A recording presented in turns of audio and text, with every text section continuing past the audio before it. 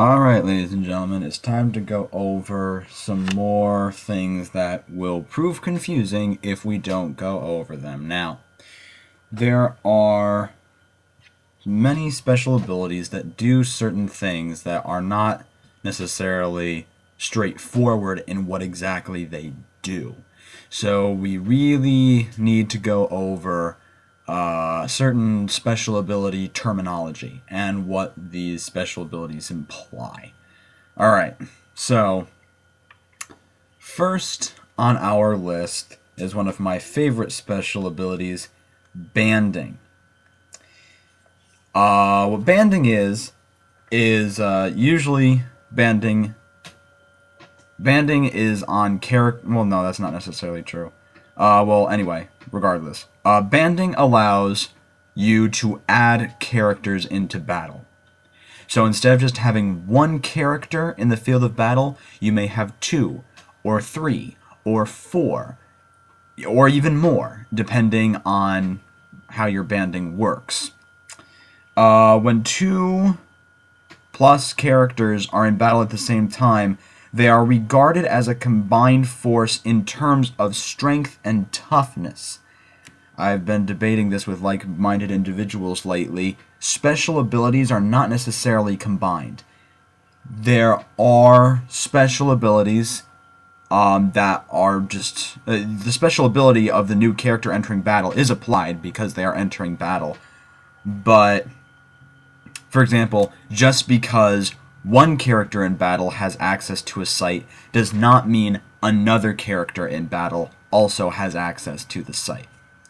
So, anyway, abilities that band only activate in battle, because that's the only time they're useful anyway.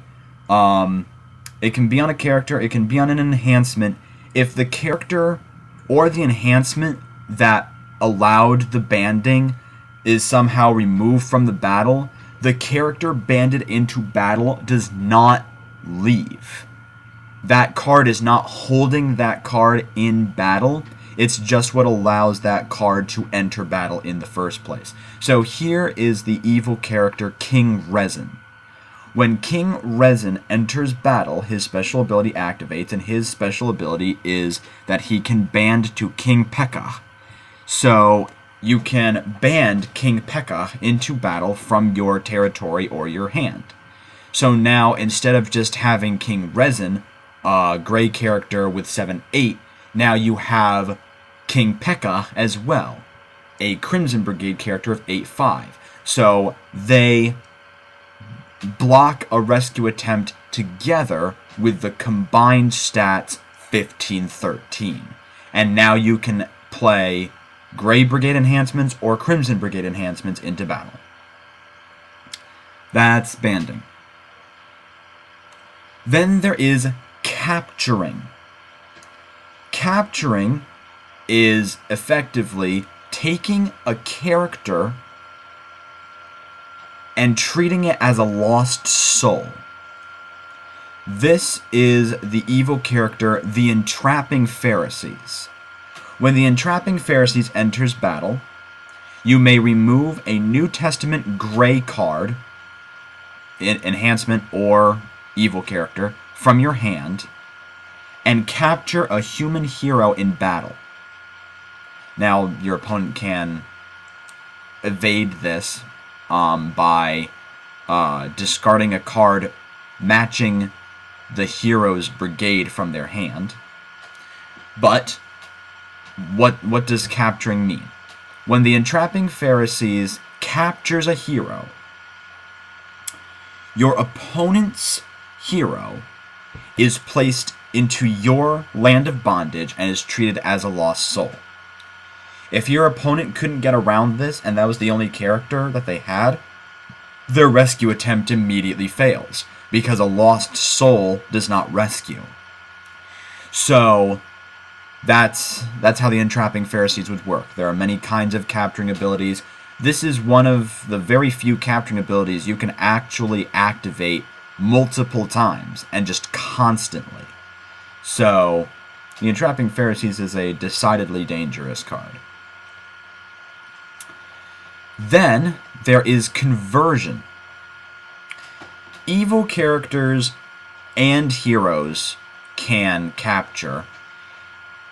Usually, though it's not necessarily the case, usually evil characters get converted, and heroes are decidedly harder to convert, I find. But it can be done. What does convert mean? Usually, conversion means that an evil character becomes a hero, or a hero character becomes an evil character. That's what conversion means, simply. This is the good enhancement, Meeting the Messiah. Also happens to be territory class. So you don't have to play Meeting the Messiah in battle. You can play it just during your turn, as long as you have a character of matching brigade in your territory. If Meeting the Messiah is used by a Luke or a John hero, which means that the hero quotes the book of Luke or John, you get to convert a human evil character to a gold hero. And its owner draws 2 cards. So you can convert a human evil character to a hero. If this was played in battle, and your opponent's evil character is the only thing in battle, there's only one evil character in battle, that you can target that evil character and make it a hero. Heroes don't block rescue attempts. So your opponent's evil character can no longer be blocking because it's a hero. So if your opponent doesn't do anything about it, they lost. It's a successful rescue attempt. And they can't block with it anymore because it's a hero now. A converted character is treated as having... Their special ability usually doesn't end up doing anything because it applied to evil characters.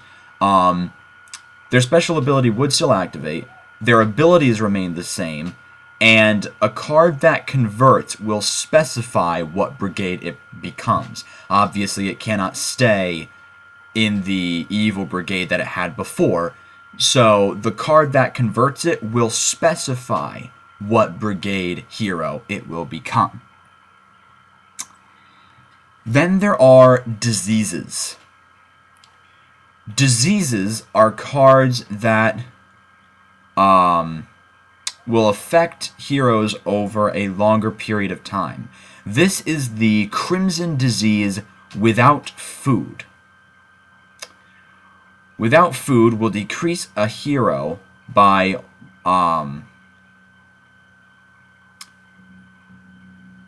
it'll decrease a hero by 1 strength and 1 toughness until that hero only has 1 toughness left.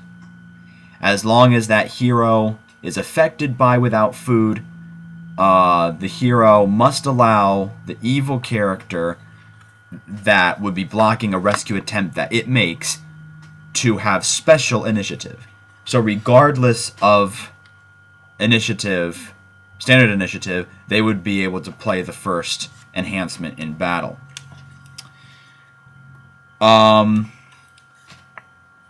Diseases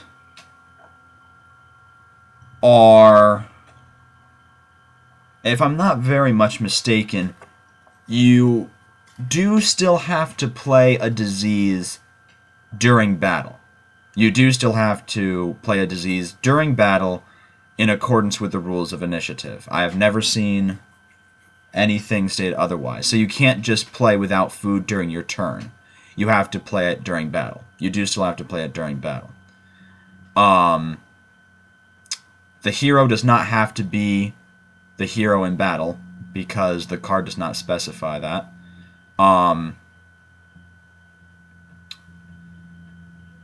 Without food affects that hero, but it does not attach to the hero. What that basically means is that you cannot get rid of without food by discarding it from your hero. There are cards that allow you to do that, but the disease stays. Similar to diseases are poisons. This is the poison, ironically enough. It works virtually the same way as disease. It decreases the hero by 0.2 each turn, and once the hero reaches the point where they no longer have any toughness left, the hero is discarded. Poisons are similar to diseases, but they are distinct from them. Some cards will affect diseases only, some cards will affect poisons only.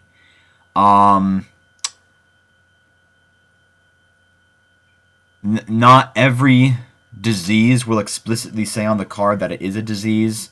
They will try to now, but that's not necessarily the case. And not every poison will explicitly say that it's a poison on the card. If there are ever any questions, you should always check the Redemption Exegesis Guide. That is the be-all, end-all for all rules in Redemption.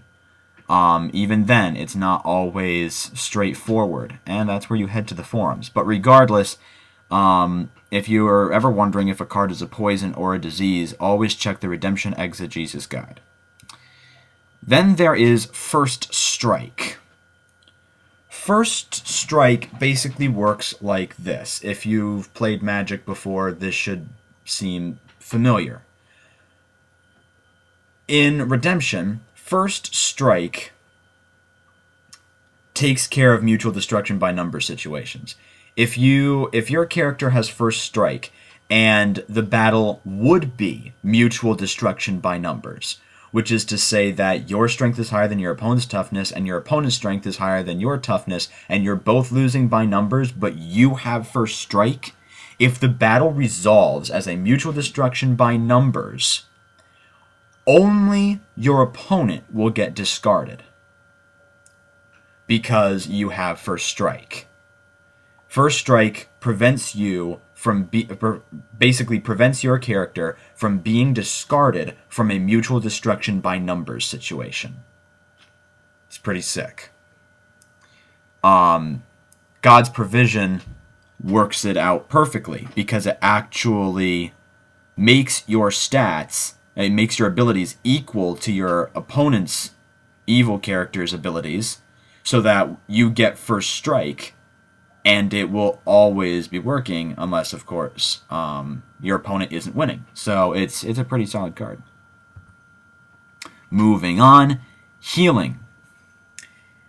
Healing enhancements can be played outside of battle.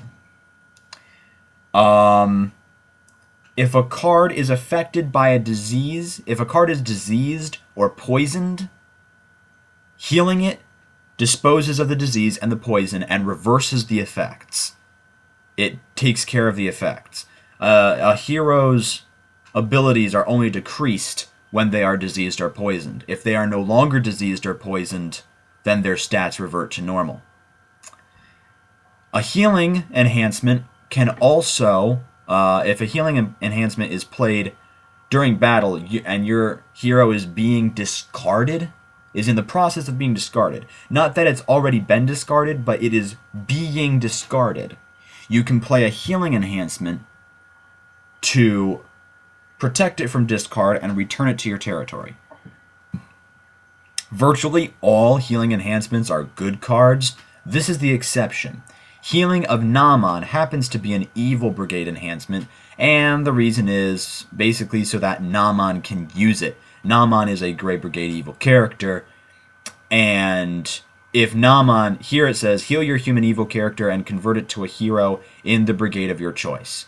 So basically what's happening here is that if your evil character is being discarded, healing of Naaman will allow you to take that evil character, convert it into a hero in the brigade of your choice, and add it to your territory. Solid card.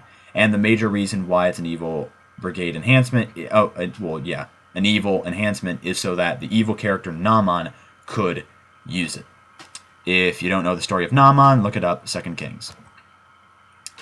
Then there is Ignore. We have looked at Ignore before.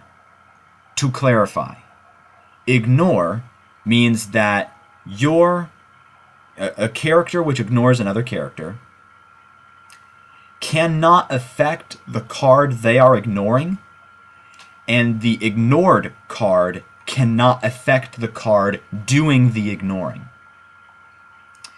If a character is ignoring another character, no effects and no special abilities on the character, no abilities on the character, and none of the special abilities or abilities on the enhancements played on that character affect the other character. It goes both ways.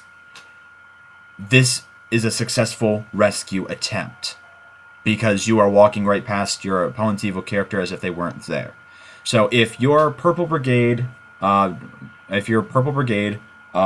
is using mana, all of your heroes ignore hunger and without food. That means that the evil enhancements, hunger and without food, do not affect you in terms of abilities and do not affect you in terms of special abilities. And that goes for the remainder of the game. When mana is affected, those cards, whenever they are played, do not affect your heroes because mana was activated. Then there is immune. Immune means that your character, in this case, Worldly Woman, does not get affected by the abilities or the special abilities of your opponent's character, but not vice versa. Not vice versa. So, Worldly Woman could still be defeating a character by numbers. If you were ignoring an evil character, you are not defeating that evil character by numbers. You are defeating that character by repel. But Worldly Woman can be defeating a character, would be defeating a character by immunity. I don't know if it can be defeating it by numbers. Go ask the forums. I don't think it would be, because Worldly Woman would be immune to them first. Regardless, if a demon is in battle, Worldly Woman would be immune to convert abilities. So, you could not change Worldly Woman into a hero by conversion if there is a demon banded into battle with Worldly Woman. As long as Worldly Woman and a demon are in battle at the same time, you cannot convert Worldly Woman. That's how that would work. Okay, now for some more important terms. This is Wall of Water. Wall of Water has an ability that interrupts. Interrupts means that in the case of Wall of Water, you interrupt the current battle. This means that the battle, during the duration of the activation of the special ability of this card, is not happening. For just a minute, Wall of Water prevents the battle from continuing. So the battle is interrupted for the duration of the special ability. So the current battle is interrupted. You give all of your heroes not in the field of battle protection from damage this turn. The battle resumes. The interruption is over, and you're done. Interruption is a special ability that momentarily stops an effect already active, a condition that is already in place. Interruption will be a little more important to understand in just a few seconds. Then we have Prevent. This is the artifact Wolf Fleece. The ability of Wolf Fleece is that no evil characters may band. This is what the card should really read. And if you looked up Wolf Fleece on the Redemption Exegesis Guide, this is what it would say. Evil characters are prevented from banding while Wolf Fleece is active. So that means evil characters cannot band. What does Prevent mean? This is a Prevent ability. A Prevent ability stops an ability from stop something from happening before it happens. Interrupt stops something while it's already happening. Prevent stops something before it happens. You cannot interrupt something before it happens, and you cannot prevent something after it happens. Replay that many times until you get that stuck in your skull. Because now we proceed to negate. This is the Covenant card, Covenant with Moses. When Covenant with Moses is active, the artifacts, Burial Shroud, Unholy Writ, 30 pieces of silver, and household idols are negated for a round.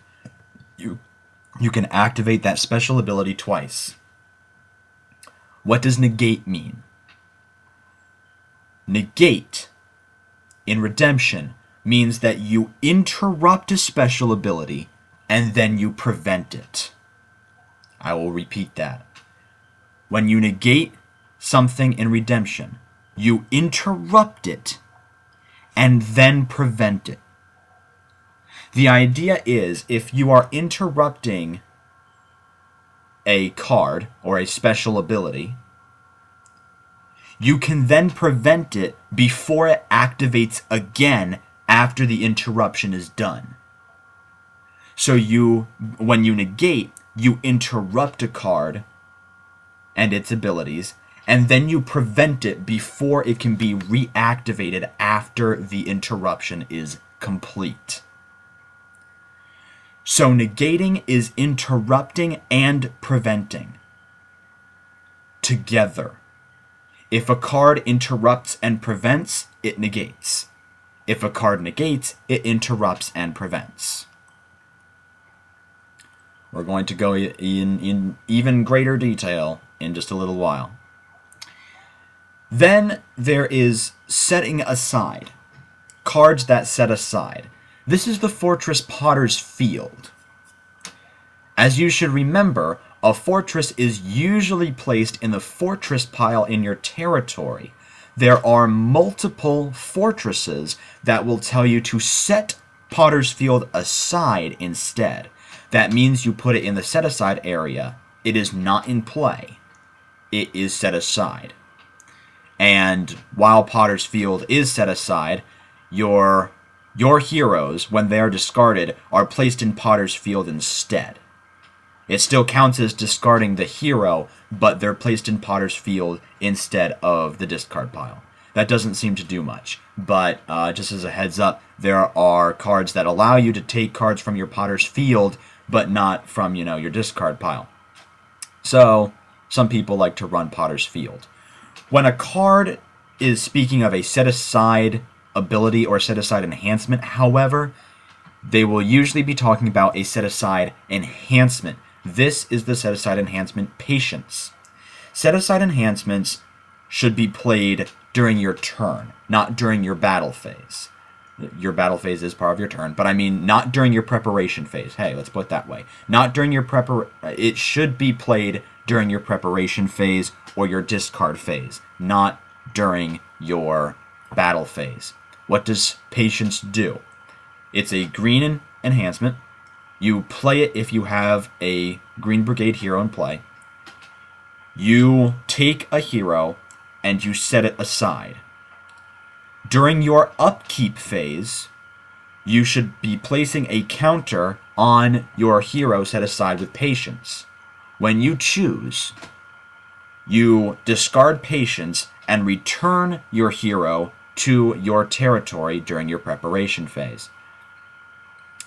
For every counter on your hero, that represents a turn that your hero was set aside by Patience, and so every turn set aside, your hero gains 1 strength and 1 toughness, so for each counter on your hero, you would have +1 strength and +1 toughness to your abilities on your card. There are many different kinds of set-aside enhancements. Some set-aside enhancements will work like Patience. I would say, most set-aside enhancements work for a set amount of turns. You don't just choose And a fair amount of set-aside enhancements bring a hero or evil character back to the territory with a new special ability. If you get a special ability from a set-aside enhancement, it cannot be negated. Fun fact. If you have a special ability from a set-aside enhancement, it cannot be negated when you enter battle. Alright. Still plenty more to say. How about redirecting? This is the evil enhancement, Treachery of Jezebel. I don't think... There may be a few good enhancements that redirect. From my experience, it's usually evil enhancements that redirect, and it's always enhancements, by the way.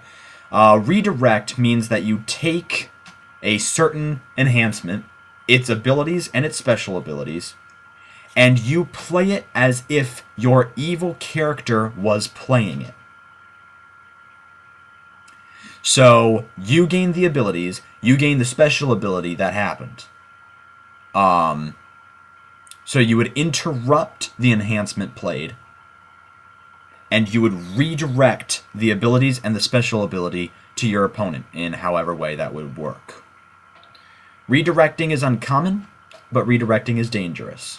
So keep your eye out for it. Side battles. Sometimes entire battles can be interrupted and a whole new battle starts instead. This is the good enhancement Sing and Praise. You play it during battle. When Sing and Praise is activated, the current battle you are in is interrupted just for a second. And in the meantime, two evil characters start a battle against each other. In the case of Sing and Praise, the special abilities on the evil enhancements played in that side battle are negated, so they don't happen. But that's not always the case. Some two evil characters can fight one another. Sometimes two heroes fight one another. The evil characters can come from wherever. You can have two of your opponent's evil characters fight each other.